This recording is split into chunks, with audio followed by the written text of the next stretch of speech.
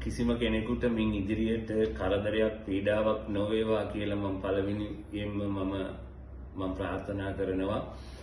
විශේෂයෙන්ම අපේ රටේ අවතන් වෙච්ච ජනතාව වෙනුවෙන් මම කල්පනා කරා මේ වෙලාවේ මගෙන් කරන්න පුළුවන් උපරිම සේවාව මගේ රටට, මගේ මිනිස්සුන්ට, අපේ මිනිස්සුන්ට කරන්න ඕන කියලා. ඉතින් ඒ නිසා මාගාව තියෙනවා ප්‍රධාන වශයෙන් මම පාවිච්චි කරන කිලෝවොට් 60ක ජෙනරේටරයක්. එහෙම නැත්නම් විදුලි ජනක යන්ත්‍රයක් මා සතුව තියෙනවා.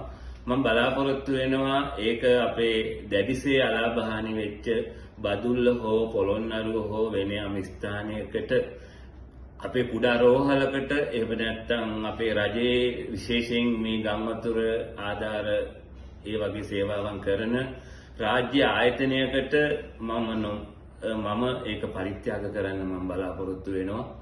ඉතින් ඒ වගේම තමයි මාගාව තියෙනවා පැරණි මෝටර් රථයක්, Peugeot 404 මෝටර් රථයක් 1967 නිෂ්පාදිත.